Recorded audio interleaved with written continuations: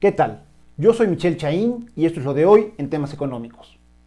El 1 de diciembre de 2018, los ojos de buena parte de los analistas políticos internacionales, y me atrevo a decir de la gran mayoría de los mexicanos, estaban puestos en la toma de protesta de Andrés Manuel López Obrador como presidente de la República. Y es que, con la llegada del tabasqueño, se abría un nuevo capítulo en la vida institucional del país. Nunca, o por lo menos desde la época de Lázaro Cárdenas del Río, nunca los destinos del país habían sido llevados por una opción política que se considerase a sí mismo como de izquierda de manera clavada. En ese sentido, eran grandes las expectativas y eran grandes los compromisos. Más de 30 millones de votos apoyando una opción que prometía literalmente una transformación moral, económica, cultural del país. Hoy, cuando llevamos 2 años de la llamada 4T y ha transcurrido una tercera parte de su gestión, creo que podemos evaluar ya por sí misma, por sus propios méritos, lo que ha sido la gestión del presidente López Obrador, desde luego, tomando en cuenta el mensaje que hace unos momentos, par de horas, dio a la ciudadanía. En principio de cuentas, comentar que nuevamente el mensaje es un mensaje muy corto. Prácticamente toda la ceremonia se lleva 45 minutos.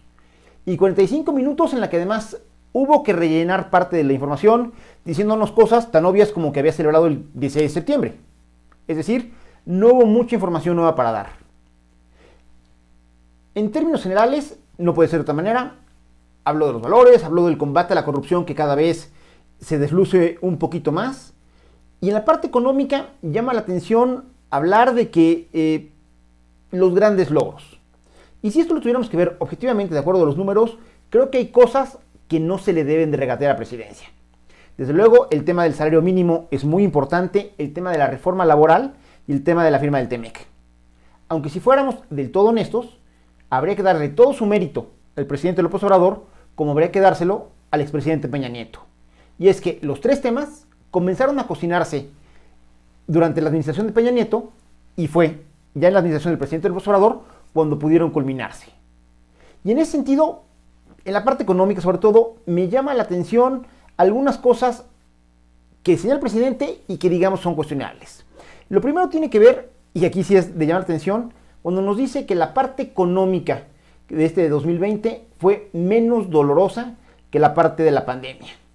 Digo, yo sé que la pandemia con los más de 100,000 muertos que llevamos es una cosa terrible, pero los efectos de la crisis económica y del mal manejo económico que le estamos dando al país es un tema que nos puede acompañar no por 1 y no por 2 años, sino que puede ser un tema generacional. Y es que en eso hay que reconocer, y hay que verlo en los datos, que el problema económico de México no es un problema que venga y que se derive del impacto del COVID-19. México venía teniendo una mala conducción económica que se había traducido en una crisis de confianza que había impedido desde 2019 que llegaran las inversiones y que de hecho también le había pegado al tema de la generación de empleos. Hay que recordar que si comparamos los empleos netos que presentaba el IMSS entre 2019 y 2020, resultaba que en 2019, el primer año de gobierno de Andrés Manuel López Obrador, se había generado el 50% de los empleos que se habían generado durante el último año de la administración del presidente Peña Nieto. En ese sentido, también hay que decir que ya con esta debilidad, cuando llega la crisis del COVID-19, definitivamente nos pega y hace que la economía mexicana se desplome de una manera que desde la década de los 30 no habíamos visto. Y esto me parece que está sirviendo en muchos sentidos para justificar cosas que se dejan de hacer desde el gobierno de la República. Y hay que poner esto, déjenme ponérselos en un parámetro. De acuerdo a los datos actualizados del Fondo Monetario Internacional, la economía mundial en este 2020 va a tener un decrecimiento, es decir, una caída del menos 4.4%. Los Estados Unidos, por darles un ejemplo, nuestro principal socio comercial, va a tener una caída importantísima del menos 4.3%. En tanto que la zona euro, la zona europea, que fue muy golpeada por el tema del COVID-19, va a tener una caída estimada del menos 8.3%. Y en ese sentido, la caída de México, que se estima por ahí del menos 9%, es el doble de lo que se está cayendo el mundo en conjunto, y es también casi el doble de lo que se cae nuestro principal socio comercial, que son los Estados Unidos. Aquí hay mucha gente que normalmente me pregunta, oye Michel, pero Estados Unidos tiene su dinámica, es mucho más grande que nosotros, el mundo es el mundo, nosotros nos deberíamos comparar más con países más parecidos a nosotros. En ese sentido, Brasil, que es nuestra principal competencia en prácticamente todos los aspectos económicos y la relación de México con el exterior, es el referente. Y Brasil en este año se cae el menos 6%, cuando México se cae el menos 9%. ¿Por qué les digo esto? Porque me parece una manera bastante evidente de señalar que en México veníamos haciendo mal las cosas desde el 2019. De hecho, la última vez, el último trimestre, que la economía mexicana tuvo crecimiento, comparando semestre contra el mismo semestre del año anterior, fue en el primer trimestre de 2019. De ahí ha sido caída tras caída tras caída. Sobre todo, y la más importante, la del segundo trimestre de este año, que nos caemos prácticamente el menos 19%, lo cual fue un dato histórico que nunca antes se había visto. Y en el último trimestre que tenemos una caída del menos 8.6 comparando septiembre de este año contra septiembre del año pasado. En ese sentido, comparados con el resto del mundo nos permite ver que fuimos mucho más vulnerables al impacto del COVID de lo que fueron el resto de los países. Y esto, sí o sí, tiene que ver con el manejo que había tenido y la conducción económica de México desde el año pasado. En ese sentido, algunas cosas que dice el presidente intuitivamente podrían sonar bien, en la realidad no se reflejan en los datos. Por ejemplo, el presidente sigue insistiendo en cómo los nuevos programas sociales, que son transferencias de efectivo que van directo hacia ciertos grupos poblacionales, han podido mantener el consumo. Y es un tema complejo porque el consumo no se ha mantenido. El consumo en mayo de este año tuvo una caída de más del 20%. Que ahí sí fue una recuperación en forma de V, ahorita ya va de subida, pero la caída existió. Y el presidente insiste que los programas sociales compensaron eso, cosa que en los datos no se observa. Si ustedes hacen memoria, los programas sociales empezaron a aplicar desde 2019. Si estos tuvieron un impacto muy importante en el consumo, hubiéramos visto cómo se comportaba, entraban en vigor los programas sociales, hubiera habido un aumento y se hubiera seguido, cosa que no sucedió. Y no sucedió porque los programas tenían serios problemas de diseño. Ahí está el caso de Jóvenes Construyendo el Futuro, que ha habido cualquier cantidad de análisis como el de María Amparo Casar, que señala la manera en la que tiene fugas por todos lados y únicamente algo así como el 20% se puede hacer el match entre beneficiarios, las empresas y que esté realmente funcionando el esquema. O Sembrando Vidas, que en su primer año tuvo del cumplimiento del 100% de todos los árboles que pensaba sembrar, únicamente pudo con el 13%. Es decir, aunque los programas sociales estén muy bien intencionados, están teniendo muy poco impacto. Y lo mismo sucede con el tema de apoyo a las empresas, sobre todo con el tema de la crisis.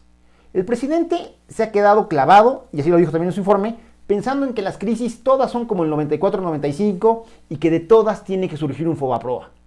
Y en ese querer evitar un Fobaproa, ha terminado por llevarse entre las patas de los caballos a las micro, pequeñas y medianas empresas de este país. Porque hay que recordar que la crisis de desempleo que tenemos hoy en día no es porque haya cerrado una fábrica grandotota y haya despedido a 1,000 o a 100,000 personas, no. Lo que ha habido ha sido millones de pequeñas empresas que han tenido que cerrar, y cada una de esas micro y pequeñas empresas que ha cerrado tenía de a 2, de a 3, de a 4 empleados, y eso está generando la crisis de desempleo que estamos sufriendo ahora y que vamos a ver.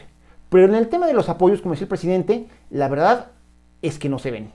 Dice por una parte que ha habido apoyos directos al consumo, ya vimos que no ha pesado. Dice como apoyo que se adelantaron los pagos de los apoyos a los adultos mayores, lo cual es algo que de cualquier manera tenía que desenvengar el gobierno. Ha dicho que se mantuvieron los apoyos a los pescadores, que han mantenido las becas. Está bien, todo eso es inercial. Lo que sí nos dice es que hubo 2.750.000 microcréditos o créditos pequeños para empresas y vivienda. Es decir, de los 2.750.000 créditos que se dieron, no todos fueron para empresa. Y es un dato muy importante porque en México, de acuerdo al último dato que nos da el INEGI, en México existen poco más de 4 millones de micro, pequeñas y medianas empresas. De tal manera que si tú nada más diste 2.750.000 crédito, ya habías dejado 1.250.000 empresas volando. Y si ahí le tienes que quitar todos los créditos que no fueron para las empresas, sino para temas de vivienda, resulta que acabaste apoyando a una franja muy delgadita, por ahí de la mitad, de las micro y pequeñas empresas que tenían registrados. Es decir, en México prácticamente el gobierno federal prácticamente no se dio o no soltó otros compromisos que tenía para poder apoyar a las empresas, y esto explica por qué el problema de desempleo. En su momento no los cuidamos, tuvieron que cerrar, y al momento de cerrar empezaron a generar este desempleo. Y ahí va otro de los datos polémicos que comentó el presidente. Dijo que para marzo, él estima que para marzo del 2021, que ya hayamos recuperado todos los empleos que se perdieron, lo cual luce sumamente complicado. Y luce sumamente complicado porque además de que cuantitativamente se perdió una gran cantidad de empleos, por ahí se estima, de acuerdo a los datos de la INEGI, que sean por ahí de 14 millones, lo que estamos viendo es que los que se están recuperando cualitativamente son diferentes. ¿Y a qué me refiero? A que buena parte de los empleos que se perdieron por el cierre de las empresas eran empleos formales, con todas las prestaciones de ley. Y lo que estamos viendo crecer en esta recuperación, en este rebote que se empezaba a dar de la actividad económica, que esperemos se consolide en una recuperación, son empleos de otra naturaleza. Son empleos informales y son empleos que muchas veces caen en la categoría de subocupación. La subocupación son aquellas personas que trabajan, le chambean, les pagan, pero con lo que les paga no les alcanza para vivir. De tal manera que están activamente o trabajando en otra cosa o buscando una segunda fuente de ingresos. En términos generales, la población dispuesta a trabajar mayor de 15 años pasó del 60.4% de la población al 55.5%. La informalidad del 65.5% al 54.2%, estoy hablando septiembre contra septiembre para hacerlo comparable. La subocupación, que es esta categoría que les decía, pasó del 7.8% al 17%. Eso significa que debe haber 4.4 millones de mexicanos en esta condición de subocupación. En septiembre de este año ya eran 8.7 millones. La desocupación también aumentó. En septiembre del año pasado teníamos una tasa del 3.7%. Septiembre de este año tenemos una tasa del 5.1%. Eso significa que pasamos de 2.1 millones de mexicanos que no pudieron hacerse de ningún ingreso, porque hay que recordar que eso es ocupación, no desempleo, a 2.8 millones de mexicanos, a pesar de que ya había recuperación en el empleo, que siguen sin encontrar cómo ganarse la vida. En ese sentido, la brecha laboral que toma en cuenta la población no económicamente activa, pero que si le ofrecieran empleo estaría dispuesto a contratarse, la subocupación, el desempleo y la informalidad, vemos que esta brecha laboral pasó de 12.4 millones de mexicanos en septiembre del año pasado a 22.3 millones de mexicanos este año, lo cual si lo multiplicamos por 3, que es el promedio de la familia, estaríamos hablando de la mitad de la población. De tal manera que se ve muy complicado como para marzo, como anunciara hoy el presidente, se pudiera compensar lo que se ha perdido. Y eso, ojo, sin tomar en cuenta los 2 millones de empleos que dijo el presidente en su intervención del 6 de abril que se iban a generar. Uno de los datos que ya no es económico, pero que sí impacta en lo económico, que señalará el presidente López Obrador y que llama la atención, es insistir en que hay una disminución en cuanto a los crímenes en general y que se están dando menos homicidios. El tema de menos homicidios, no sé de dónde lo sacó, no sé quién se lo pasó, pero de verdad es falso, falso, falso de toda falsedad. En el 2019 tuvimos 37.315 homicidios, de acuerdo al Consejo Nacional de Seguridad Pública, que ya depurándolo, el INEGI lo deja en 36.661. El 2018, el INEGI reporta 36.685. El 2017, es decir, yéndonos un poco más para atrás, eran 32.000, en 2016 24.000, en el 2015 20.000, en el 2014 20.000, 2013 23.000. Es decir, si tomamos el listado de los homicidios dolosos desde el 2010 para acá, por mucho, los años más violentos han sido 2018, 2019 y en 2020 se estima que desafortunadamente vamos a romper la barrera de los 40.000 homicidios en un año. Es decir, no hay manera de sostener que los homicidios se están reduciendo en México. Y por el otro, respecto al resto de los crímenes, ya desde luego han bajado, pero han bajado porque dada la sana distancia y decisión de quedarnos en nuestras casas para evitar las incidencias de contagios, pues simple y sencillamente hubo menos oportunidad de salir a la calle. Y si no sales a la calle, pues tienes menos chance de que te asalten en el transporte público. Y tienes menos chance de que haya robo casa habitación, porque estás guardadito en tu casa. Y tienes menos chance por lo mismo de que haya robo transeúnte. Es decir, buena parte de las reducciones que se están anunciando en materia de seguridad en realidad son consecuencia de la pandemia. Y hay que entenderlo así. Desafortunadamente, el gobierno federal está queriendo echar las campanas al vuelo. Otro tema, volviendo a los temas económicos que preocupan, es la inversión. Lo hemos comentado cualquier cantidad de veces. Si vemos cómo se ha comportado la inversión fija bruta que es el gasto efectivo en construcción, maquinaria y equipos, es decir, la inversión que realmente se realiza y que realmente genera nuevos espacios físicos para que la gente se emplee. El único mes que ha tenido un signo positivo comparando el mes con el mismo mes del año anterior fue en enero de 2019. Es decir, vamos para los 2 años que de manera consistente estamos reduciendo lo que se invierte en México, y el dato último que tenemos disponible, que es el de julio, nos habla de un menos 21% respecto al año pasado, lo cual es un dato importante porque lo que tú inviertes hoy se refleja en los empleos que puedes dar el día de mañana. De tal manera que si tenemos empresas cerradas, falta de inversión y mucha gente desempleada, posiblemente estemos haciendo un cóctel perfecto para complicarnos la vida. Y ya para finalizar, algunas puntualizaciones de cosas que dijo el presidente que no dejan de llamar la atención. Señala que no hay conflictos con otros países. Bueno, pues habría que tomar en cuenta el que estamos generando por un capricho personal al no querer reconocer y no querer felicitar al presidente electo de los Estados Unidos, Joe Biden, que además es alguien con quien vamos a tener que estar trabajando de manera constante como país los próximos 4 años, además del mal, pero muy mal sabor de boca que dejara Rocío Nale con los países exportadores de petróleo. Es decir, no tenemos conflictos abiertos, pero sí tenemos un desgaste muy acelerado del posicionamiento de México en el contexto internacional. Señala que no se han violado los derechos humanos de migrantes. Habría que ver qué dicen organismos internacionales de todo lo que sucedió con las caravanas migrantes que este año quisieron entrar por México para llegar a los Estados Unidos. De manera curiosa, el presidente dice que no hay apagones en el país. Y digo cosa curiosa porque ese es precisamente el argumento que utilizara en su momento la secretaria de Energía, Rocío Nale, para tratar de justificar esta campaña absurda que ha emprendido contra los privados que están generando energía eléctrica por fuentes eólicas y fotovoltaicas, es decir, mediante energías limpias. Según lo que dijeron en su momento Rocío Nale, se estaban generando apagones que por los hospitales podían poner en riesgo la vida de los pacientes del COVID-19. Cosa que eso era absurdo, y que ahora el presidente nos confirma qué tan absurdo era el argumento de la Secretaría de Energía.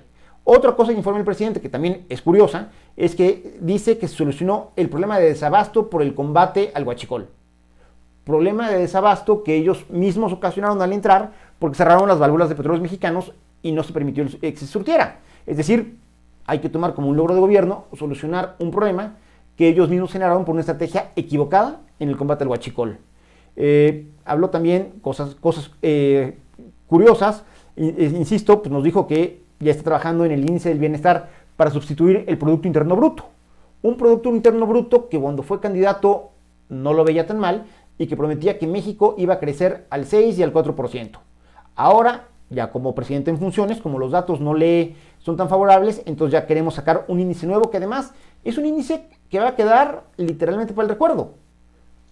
La mayor parte de las economías en todo el mundo se miden vía el Producto Interno Bruto, es decir, la cantidad de el valor de los bienes y servicios que se producen dentro de tu país en un año, independientemente de la nacionalidad de quien los produce. Y esto, al estar tan extendido, permite que las economías de los diferentes países sean comparables. Incluso, si tú quieres ver tu comportamiento hacia atrás, hacia el pasado, para ver cómo te has venido desenvolviendo, lo haces vía el PIB. De tal manera que tener un indicador que no va a permitir compararte con lo que hiciste en el pasado y que tampoco te va a permitir compararte con el resto de los países, pues la verdad es que puede servir de muy poco. Y bueno, así hay varios comentarios que hace el presidente como informa, donde nos dice que se va a hacer, que está trabajando en la laguna de Coahuila y Durango, que se va a hacer un aeropuerto en Tulum, el nuevo etiquetado, que hay una materia vida saludable, perdón. Es decir, muchas cosas que para un nivel y la estatura que debería haber tenido el mensaje de hoy, me parece que fueron relleno para tratar de cubrir los 45 minutos que de suyo lo hacen un informe corto. Y en un comentario que para mí, como economista, me parece la cereza del pastel, es que el presidente volvió a sacar uno de esos comentarios que son recurrentes en él y que muchas veces suenan a provocación. A pesar de que está muy bien calificado en la opinión pública, está en términos generales arriba del 60%, por alguna razón nos quiso decir que el 71% de la población está con la llamada 4T. Y para tratar de justificarlo, dijo que como siempre, él tenía otros datos. Cualquier estudiante de economía sabe que uno de los supuestos para que el modelo de oferta y demanda funcione es que haya información simétrica. Es decir, que las diferentes partes, el oferente y el demandante, compartan la misma información. Si no comparten la misma información, el mercado sigue funcionando, pero lo hace de manera menos eficiente. Y el mercado lo que nos da es eficiencia y eficacia. Si le quitamos eso, nos quedamos con la parte mala, que es que socialmente es insensible. De tal manera que si es verdad que el presidente tiene otros datos, y esos otros datos son mejores que lo que nosotros como agentes económicos, como ciudadanos tenemos, es que adrede está dejando que manejemos información inadecuada, lo cual se está reflejando en ineficiencia económica para el país. Ahora entiendo por qué no quiero a los economistas. Yo soy Michel Chaín y eso es lo de hoy.